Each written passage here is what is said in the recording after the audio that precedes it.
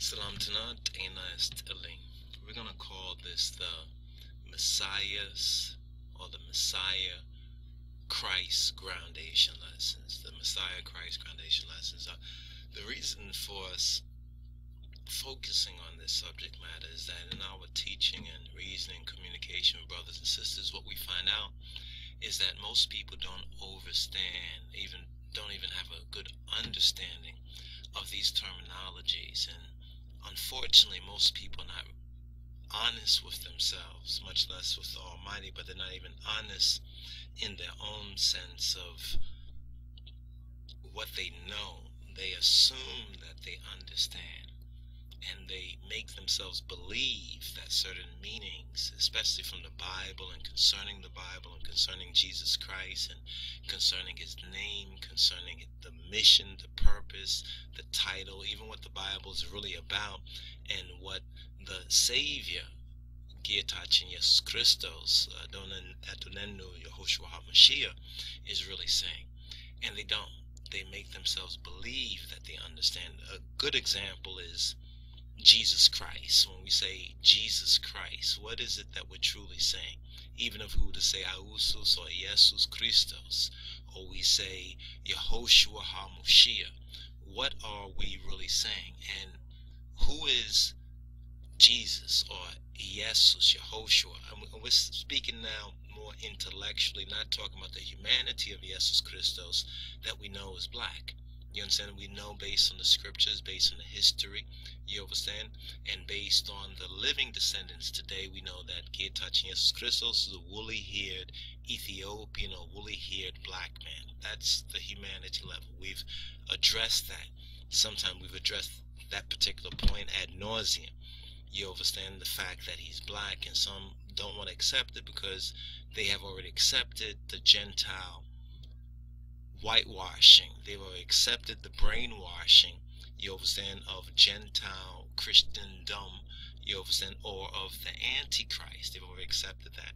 So there's not too much we can really do about that. But let's focus on this particular study, and we call this particular study the Messiahs Christ. And why we say Messiahs is that when we first find the word Christ within the usage in the New Testament, we find it in connection with Messiah, with the Messiahs or Messiah idea. And we're focusing on the scriptures, John chapter 1 verse 41, as well as John chapter 4 verse 25. So let's pull up these quotes right here, and let's deal with these two quotes. The first quote, John chapter 1 verse 41, it says that he, speaking of Andreas or Andrew, first findeth his own brother Simon,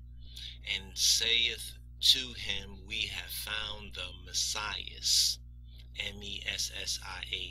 Now the reason for that in the Greek language is that to distinguish names, they usually put a AS or OS at the end of these names, usually to distinguish the name. So it's Messiah or Moshiach or Mashiach, but they add the AS or that S sound right there to distinguish that as a personal name, so that it will not be confused within the Greek language. That's why it says we have Christ, but in the Greek it's Christos or Christos.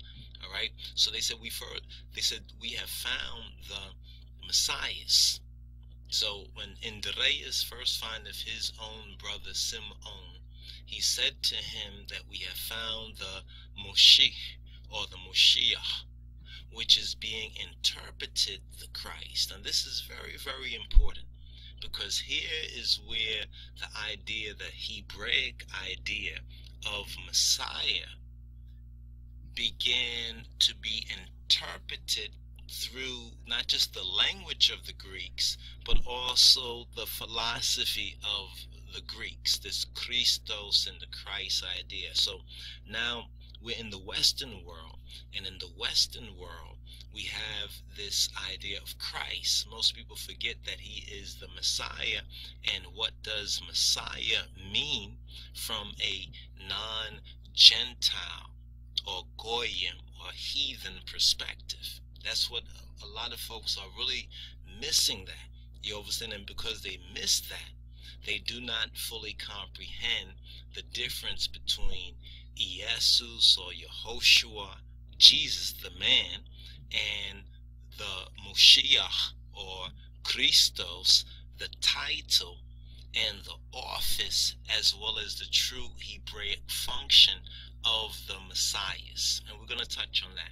But let's just connect this with John chapter 4:25, because it reads very much similar. We've went into a little bit more detail on this in another lesson, but we found it necessary to just focus on some of these areas of our study and to share with our brothers and sisters what we have found, and to help to inspire them to also study these things. So it's very interesting, these ideas and concepts that we're not given, you understand, in the whitewash Christianity. We're not really told these things. We're told that these things are not important, studying these things, but yet the Bible teaches us to study to show ourselves approved to God as workmen that need not to be ashamed, rightly dividing or explaining the word of truth.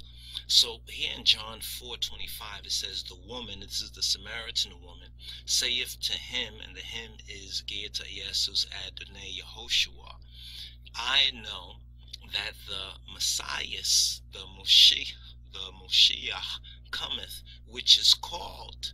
Now here, the Samaritan woman from the north says that the Messiah is called, is said to be Christos, or the Christ.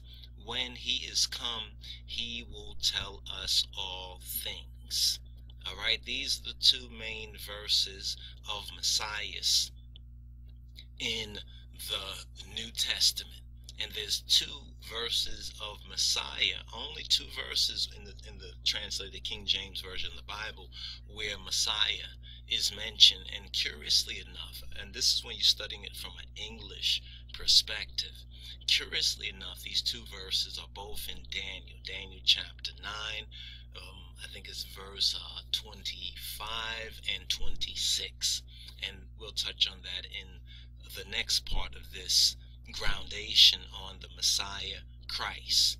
You understand what is the meaning, you understand what is in the word and what is in the meaning of the word, to better understand when we say that Haile Selassie I is the Messiah. He is Christ in his kingly character, from an Ethiopian Hebrew, from a Hebrew, not a Gentile, but a Hebrew perspective.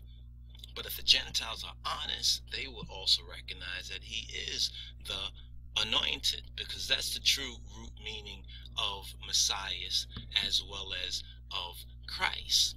So as we go into the next level of this study, we're going to now go into the Greek. You understand? We're going to go into the